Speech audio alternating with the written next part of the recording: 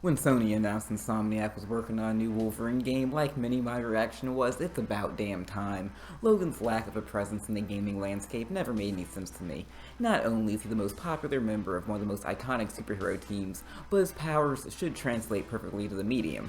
I mean, everybody knows the classic problem when it comes to making a Superman game, for instance. The dude's just too OP. He's got so many powers, it's pretty much impossible to squeeze them all into one experience without having certain elements feel gimmicky. And it's impossible to provide the player with any challenge or stakes unless you give every goon their own stash of kryptonite, which always seems ridiculous. Wolverine, on the other hand, only has like 3 main powers. His bone claws, which are great for slicing and dicing chumps up, and his healing factor and adamantium skeleton, which makes him extremely hard to kill, although it is still possible. Throw in a tragic backstory and his badass loner persona, and you've got all the ingredients for the perfect video game protagonist.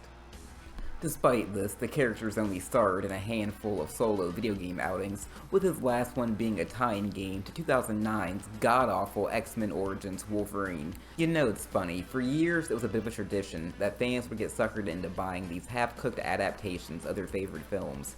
X-Men Origins Wolverine is one of the few times where a terrible movie probably led to people skipping out on a really good game. I mean, right from the first cutscene, it's obvious that the developers at Raven Software had a greater understanding of the character and its appeal than the dipshit producers who were responsible for that cinematic abortion.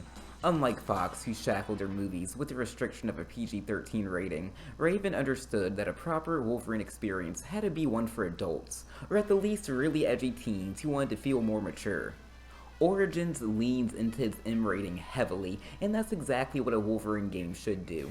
Next time you come in, you come heavy or not at all. If Logan's not snapping bones, hacking off limbs, and generally just being an absolute savage, then you're just wasting everybody's time. Their depiction of Wolverine is just fantastic. Everybody knows his classic catchphrase, "I'm the best at what I do, but what I do isn't very nice." But when Logan says this, I've never thought he was talking about his actual combat prowess. I mean, any fan of his can tell you, he spends a lot of his time during fights getting the absolute shit kicked out of him, often in grisly and gruesome fashion. But what old Logan can do is take an ass whooping like nobody else. The dude's tank class through and through, with his main strategy being to take as much damage as it takes to wear his opponent down for the kill. Raven doesn't shy away from that either. He's constantly getting shot, stabbed, or launched hundreds of feet through the air by explosions. At times, he comes across as a straight-up horror villain. I mean, it's the perfect characterization for him. Of course, a deep understanding and reverence for the character can only take you so far. If the gameplay were about as entertaining as a Stan Lee sex tape, then none of that would really be worth a damn unless you were a die-hard Wolverine fanboy. So how's the gameplay hold up here? Well, that depends. Do you like old school God of War? I hope the answer is yes, because if you were to remove the steamy PS2 era sex scenes and replace Kratos' Blades of Chaos with claws, then you'd basically have this game. That's not a bad thing. I mean, if you're gonna steal, you might as well steal from the best, and basing a Wolverine game off of a generation-defining hack-and-slash experience makes perfect sense. Hell, I'm pretty much expecting Insomniac to do the same with their new game and just rip off 2018's God of War. Now, Raven Software couldn't quite match up to their inspiration. The action isn't quite as tight, and like Kratos, Wolverine never switches up his gear or learns any magic, so his moveset is pretty limited in comparison. The boss fights here also don't come close to the roster of Olympic gods that Kratos tore through. 80% of the boss fights are against these big lumbering assholes, and while there are technically 3 or 4 variations of them, you deal with them all in the exact same fashion. Dodge their attack, leap on their back, slash away, rinse, wash, repeat. I'll admit, it's pretty cool the first time, but by the 10th time, you're just hoping Stryker has something new up his sleeve, and spoiler, he doesn't. The platforming segments here are the definition of passable. Like, they're fine, they're not offensively terrible or anything, but this definitely isn't Uncharted, although at times it seems like it really wants to be. And the puzzles here are so basic, you wonder why they even bothered to include them, until you remember that it was apparently a law that 3D action games had to feature a certain amount of box pushing under penalty of death. But, all that being said, when it all clicks, Origins is an extremely violently satisfying Wolverine experience that allows you to kill and dismember hordes of nameless goons to your twisted little heart's content. It's all really simple. You've got light attacks, heavy attacks, and grabs, as well as combos, which are performed by chaining together light and heavy attacks. Grabbing enemies allows you to throw them or pull off a brutal insta-kill where Wolverine takes them out in some of the most savage ways imaginable. As previously mentioned, you can also leap onto enemies, which is a great way for closing distance in a hurry, and you can dodge, block, or even parry if you time your block at the perfect moment. The roster of grunts and goons you go up against is comprised of a variety of foes who serve as a counter to one of Logan's abilities, such as invisible ghost troops whose shotguns prevent them from being leapt on, or these dudes who remind me of Morty on the Mad Max planet. These guys are armed with shields which need to be pushed aside with a heavy attack before you can start doing damage. There's also a good amount of standard ass basic bitches who are pretty much helpless to defend themselves and mainly serve to bump up your body count. Like with the bosses, Origins does cheat a little bit by recycling enemy types by just swapping out the model and giving them a new name and maybe changing some stats. Like, I have no idea what the actual gameplay difference is between the hunter and their female counterpart, the assassin. But all these chumps are really fun to kill, so I won't bitch too much. If you find yourself getting overwhelmed or just want to throw what little strategy the game does require out the window, you also unlock a number of special moves throughout the game which deal out massive damage and can't be defended against. To balance things out, these moves consume rage, which is basically the Wolverine equivalent of mana, and rage is gained by killing enemies, although I'm pretty sure enemies killed with special moves don't produce rage, but don't quote me on that. Anyway, the special moves are the Claw Spin, which turns Wolverine into a deadly Beyblade, the Claw Drill, which sends him spiraling forward in a straight line, and the Claw Cyclone, where he just flips and flails around wildly. Now, I'll be honest, I didn't find the Cyclone or Drill to be all that useful, but the spin became my go-to as I would just plant myself in the middle of a mob and rack up some easy damage. You can also activate Berserk mode, which increases Logan's damage output and makes his eyes all red and demonic looking, which is pretty damn metal. Pairing Berserk mode with the Claw Spin was a guaranteed way to score some easy kills, and I also found it to be essential during boss fights, as it just made the whole process go by a lot quicker. The game features some very light RPG mechanics as you level up and earn skill points, which can be used to upgrade stuff like your max health, max rage, and special moves. You can also find mutagens scattered around the levels, and these have various effects like increasing your damage or increasing the amount of rage each kill gives you.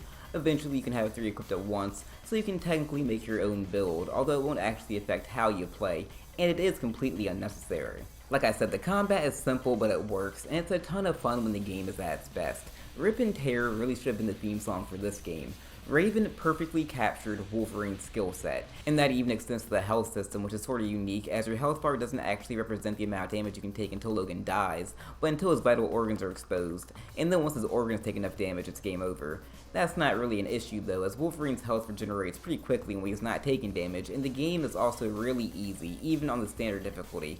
I only died a handful of times playing through the story, and every single one of those was a result of me falling off a ledge rather than combat. And how can't you love the way that any damage Wolverine takes is visually repaired in real time? It's a very minor touch, and it doesn't really have any practical effect on gameplay, but it's that sort of attention to detail that lets you know this wasn't just a simple cash grab. Obviously, being over a decade old at this point, Origins isn't gonna amaze anybody with its graphical prowess, but how can't you get a geeky thrill out of watching half his face grow back after a fight leaves him looking like the T-800, just like it would in the comics? And credit where credit's due, the character model for Hugh Jackman looks really fucking good.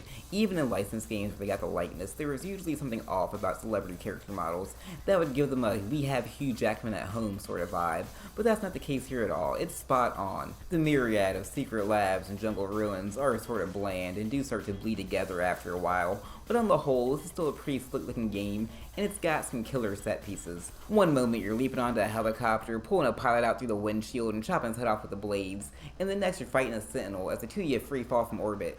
There's a lot of good shit here.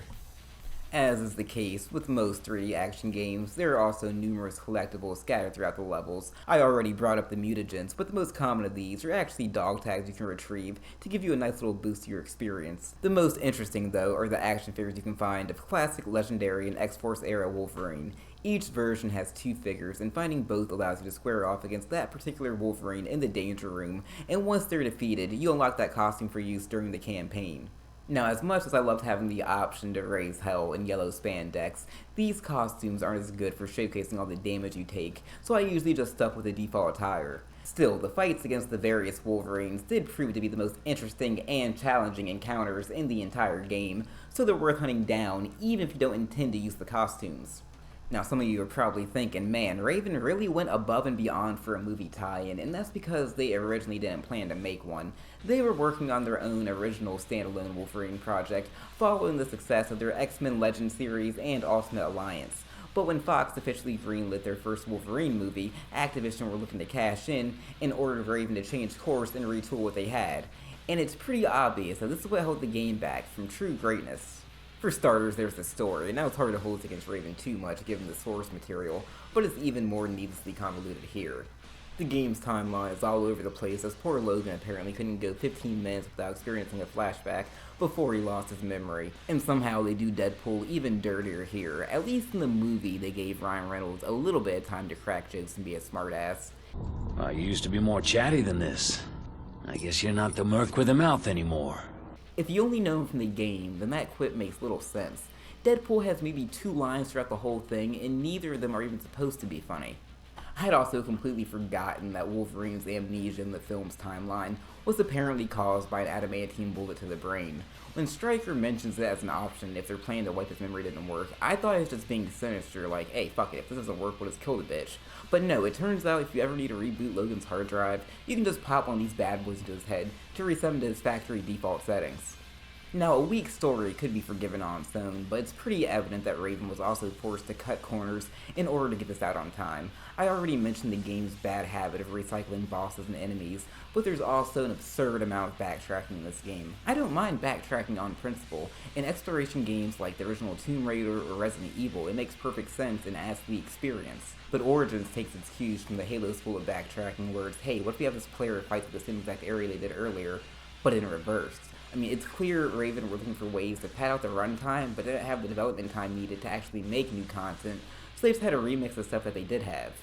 And that sort of feeling sort of hovers over the whole game. After about 45 minutes, you've seen just about everything Origins has to offer. Now yes, to some degree, that does describe practically the core gameplay loop of every game. But great games have a certain polish or a next gear that masks that. As satisfying as the action here is, it never clicked for me in the same way that something like God of War or Devil May Cry do. There's not enough depth here to really encourage the player to want to get better at the game.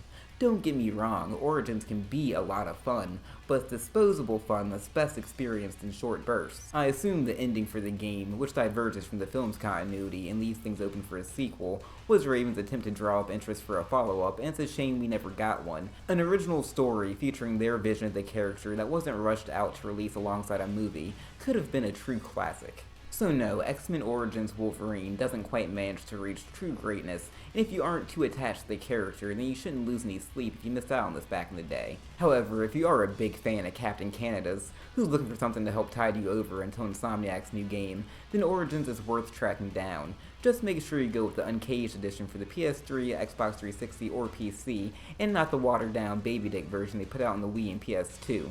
Not only are they technically inferior, but the T rating tells you everything you need to know about these ports. I give X-Men Origins Wolverine Uncaged Edition 8 adamantine claws to the throat out of 12.